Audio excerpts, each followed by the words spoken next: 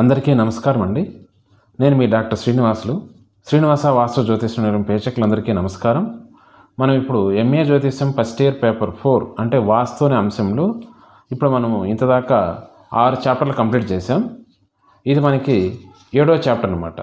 ఇదేమంటే దిక్సాధన అని మనకి ఈ శాస్త్రం యొక్క పేరు. 7వ చాప్టర్ పేరు వాస్తు అనే అంశంలో దిక్సాధన అంటాం. సో అంటే మనకు అర్థమయ్యే భాషలో చెప్పాలంటే ఒక దిక్కుని మనం ఎలా గుర్తించాలి అని మనకి శాస్త్ర ప్రమాణం. ఎందుకంటే పూర్వకాలం ఎలా గుర్తించేవారు అనే అంశానికి మనం ఇప్పుడు ఇక్కడ ఈ పాఠం గురించి వస్తాం. దిక్సాధన అనే అంశంలో దిక్కు అనే పదానికి అర్థం దశ, అంటే రక్షకుడు, దశ, స్థానం మొదలైన అర్థాలు ఉన్నాయి. ఏ దిక్కు లేని వాడికి దేవుడే దిక్కు అని మన పెద్దలు చెబుతూ ఉంటారు. అంటే ఏ ఆధారం లేని వాడికి దేవుడే ఆధారం అని కదా అర్థమవుతుంది. గృహ నిర్మాణ స్థలంలో ముందుగా దిక్కులను నిర్ణయించి నిర్మాణం సాగించాలి. ఎందుకంటే గృహ నిర్మాణ స్థలంలో ఏ ఆధారం మనకు ఉండదు కదా. పైన చెప్పుకున్నట్లు రవిని అంటే సూర్యభగవాను ఆధారంగానే మనం చేసుకుని దిక్కులను నిర్ణయించాలి. సూర్యుని యొక్క సహాయంతో దిక్కులను నిర్ణయించాలి. దిక్కులను తెలుసుకోవడానికి ఒక్క సూర్యుని ఆధారంగా చేసుకుంటే చాలా, లేక ఇంకేవైనా పద్ధతులు ఉన్నాయా అనే విషయం గురించి మనం ఇప్పుడు ఈ పాఠంలో తెలుసుకుంటాం. దిగ్దేశ కాల జ్ఞానాలు సహజ సిద్ధాలు ప్రారంభ కాలంలో దిగ్దేశాల ఆధారంగా చేసుకుని జ్యోతిష్యం వాస్తు ఆరంభమైనవి, విస్తృతి చెందాయి. ప్రారంభ కాలంలో కాల గణన అనేది మనం ఒక సమయాన్ని ఎలా గణించేవారంటే పొద్దు చూడడం, చుక్కలు చూడడం ద్వారా జరిగేది.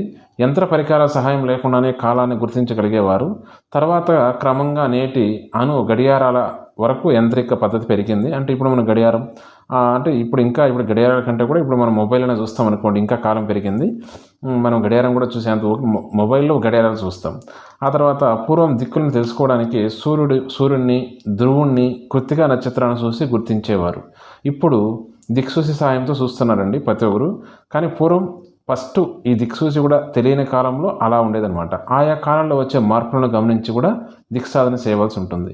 వైజ్ఞానిక దృష్టితో కనుక ఆలోచిస్తే వ్యక్తి మానసిక, శారీరక వికాసాలకు గాలి, వెలుతురు చాలా అవసరం.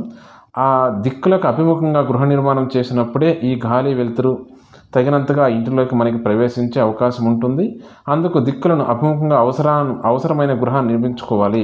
ఇదే మనము దిక్సాధన అనే దానికి గొప్ప ప్రామాణిక ఏమంటే మనం సరైనటువంటి దిక్కులకి ఎప్పుడైతే గృహం ఉంటుందో ఆ ఇంటికి సూర్యకిరణాలు, గాలి, వెలుతురు అన్నీ పరిపూర్ణంగా లభించి ఆ గృహం ఆనందదాయకంగా ఉంటుంది. పూర్వం దిక్సాధన పద్ధతిలో ఒక 3 పద్ధతులు చెప్పారు. మొదట దిక్సాధన పద్ధతి అనేది అది ఎలా అంటే సపోజ్ ఇప్పుడు ఒక ప్లేస్ ఉందనుకోండి, ఆ ప్లేస్లో ఒక వృత్తం గీసుకొని ఆ వృత్తం మధ్యలో ఒక శంకుని, అంటే శంకు బాగా పైన సన్నగా ఆ సూది మన వేలే ఉండాలి పైన శంకు. ఎందుకంటే అంత సన్నగా ఉంటే ఆ శంకుని మనము ఆ వృత్తం అనే ప్లేస్లో సెంటర్లో పెట్టేసి సూర్యోదయం అయిన మొదటి జామ్ ఆ టయానికి ఆ శంకును వృత్తంలో గీసి దాంట్లో పెట్టడం వల్ల సూర్యుని యొక్క కిరణాలు ఆ శంకు మీద పడి ఆ సూర్యుని యొక్క కిరణాలు పడినప్పుడు అది మనకి ఆ శంకు యొక్క నీడ పశ్చిమ భాగంగా పడే నీడని మనము ప్రాక్ బిందువు అంటే పశ్చిమ బిందువు అని మనము అది గుర్తించడం జరిగింది. అలా ఒక్కొక్క దిక్కునే సూర్యుని యొక్క ఆధారంగానే పశ్చిమం, తర్వాత తూర్పు బిందువు తీసుకొని ఆ 2 బిందువుల్ని సమానంగా ఒక రేఖ తీసుకొని దాని ఆధారంగా ఉత్తర దక్షిణం రేఖలు అనేది తీసుకునేవాళ్ళు. దీనికి కూడా మనకి సహజంగా మనకి డైరెక్ట్గా ఎట్లా పడితే అట్లా మనము దాన్ని తీసుకోవడానికి దిక్కు కరెక్ట్గా రాదు. దానికి కూడా మనకి మేషం నుంచి మీనం వరకు ఉన్న రవి యొక్క ఆధారంగా ఉత్తర దక్షిణాయల ఆధారంగా వాటిలో మనకి మధ్యస్థానికి రవి ఏ భాగంలో ఏ డిగ్రీస్లో వస్తాడో ఆ సమయం ఆధారంగా మనము ఆ శంకువును పాతి ఆ స్థలంలో 100% కరెక్ట్గా దిక్కులు అనేది మనకి అప్పట్లో సాధించేవాళ్ళు. అది ఒక మనకి ఒక మార్గం. అంటే సూర్యుని యొక్క ఆధారంగానే అప్పుడు కూడా, కాకపోతే సూర్యుని యొక్క నీడ కిరణాలు పడేదాన్ని బట్టి పశ్చిమ, తూర్పు దిక్కులను గుర్తించుకొని అది రవి వృషభ రాశిలో, కన్య రాశిలో ఉంటే ఏ రాశిలో ఉంటే మనకి మేషం నుంచి అట్లా మీనరాశి వరకు దానికి ఆ యొక్క మధ్య భాగాన్ని మనం డిగ్రీస్ గుర్తించి తూర్పు, ఉత్తర, దక్షిణం కరెక్ట్గా దిక్కుల్ని గుర్తించేటువంటి పద్ధతి ఒకటి.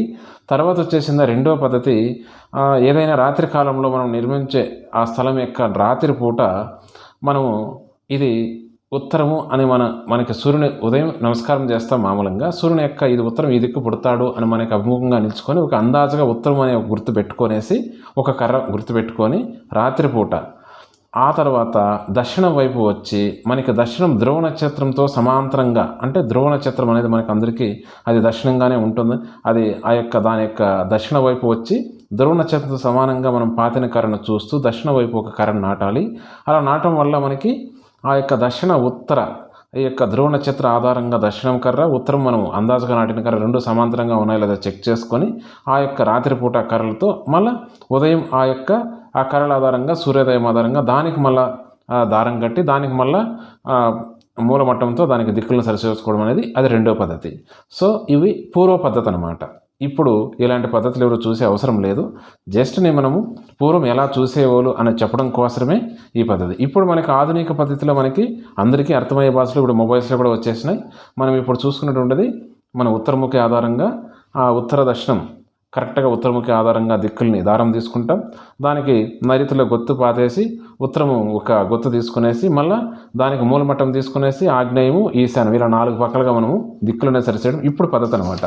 సో ఈ విధంగా దిక్సాధన అనేది చాలా ఇంపార్టెంటు.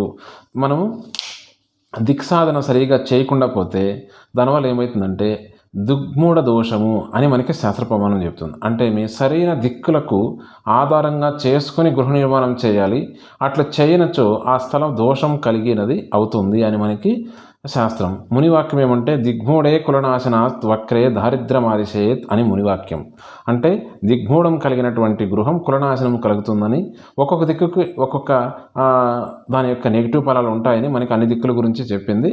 సో మనం అది గుర్తుపెట్టుకోవాలి. సో దిగ్మూఢ దోషం లేకుండా మనం చేయడం కోసమే ఇన్ని పద్ధతులు. సో పూర్వం ఇలా 3 పద్ధతులు ఉన్నవి. 3ట్లో ప్రధానంగా ఇప్పుడు మనకు అందరికీ ఈజీగా అందుబాటులో ఉన్న పద్ధతి ఏదంటే మనకి ఇదే.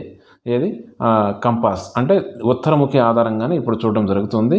అదేవిధంగా ఒక స్థలాన్ని ఉత్తరముఖంగా 4 భాగాలు చేసుకున్న తర్వాత దాంట్లో కూడా మనకి నైరుతి భాగం మొత్తం ఒక స్థలాన్ని దాన్ని 4 భాగాలు చేసుకునేసి ఈశాన్య భాగాన్ని మానుష భాగంగా, దక్షిణ భాగంగా వచ్చేదాన్ని యమంగా, వాయువుగా వచ్చేదాన్ని అసురం, నైరుతి పక్క వచ్చేదాన్ని దైవంగా, ఇలా మళ్ళీ దాన్ని ఇలా అంటే ఒక స్థలానికి మనకి దిక్సూచిక సరిచేసుకున్న తర్వాత కూడా ప్లేస్ని మళ్ళీ 4 భాగాలు మళ్ళీ ఇలా 16 భాగాలు ఇలా మనకి 108 భాగాలు అలా ప్రమాణం అనేది అది వేరే ఉంది. అది మనం నెక్స్ట్ మళ్ళీ సబ్జెక్ట్లో తెలుసుకుందాం.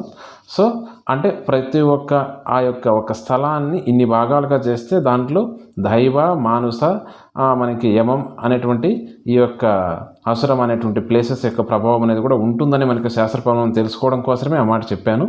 సో మనం ఈ చాప్టర్ అనేది స్థలం ఏదైనా సరే దానిలో గృహ నిర్మాణం చేయదలుచుకుంటే వాస్తుశాస్త్ర నియమాలను అనుసరించి గృహ నిర్మాణం చేసినట్లయితే శాస్త్ర పాండిత్యం లేకుండా మాట్లాడే వారి మాటలకు మనం భయపడాల్సిన అవసరం ఉండదు.